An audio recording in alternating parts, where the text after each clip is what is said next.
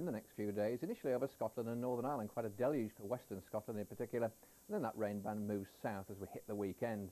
At the moment you can see how the clouds developing in the Atlantic. It's streaming eastwards pretty rapidly now across the north of Britain, and it's a weather system responsible for all that cloud, which is still moving in, and it's going to be rather slow moving across the far north of Scotland throughout the day on Thursday, and then it begins to make inroads southwards across the whole of the British Isles come Friday and Saturday. But it will be erratic progress southwards, though one thing that will change is the wind direction.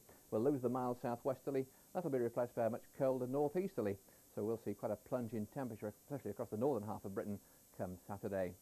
Well, today we've seen a cluster of showers across northern and western Scotland in particular, just the odd spot of rain further south, but now we can see how that rain's getting its act together up in the northwest Highland region, and a very wet night to come it is there, with gale force southwesterly winds developing.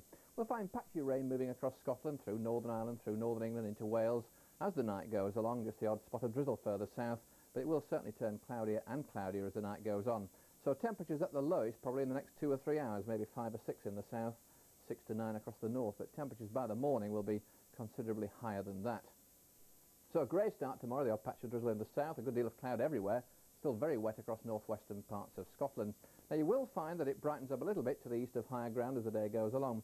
Sheltered parts of the Midlands, southern England, across into northeast England as well. We'll see the odd glimpse of sunshine, but not to be guaranteed, but it will stay very wet up in that northwestern corner, and through the evening we'll find some wetter weather returning across Northern Ireland. Well, temperatures really look very respectable, but the wind's not going to help. It will be a gusty wind everywhere, and 12 to 14 is on the cards, maybe 15 degrees on the eastern side of Scotland through the afternoon. That's nigh on 60 degrees Fahrenheit.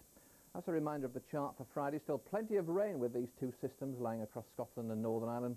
That heavier rain band beginning to move south into Northern England and Wales by that time. And you can see how the temperatures are beginning to fall as well. So once we get through to Saturday, just 8 degrees across the north, 10 to 13 perhaps across the south. The rain band moving south.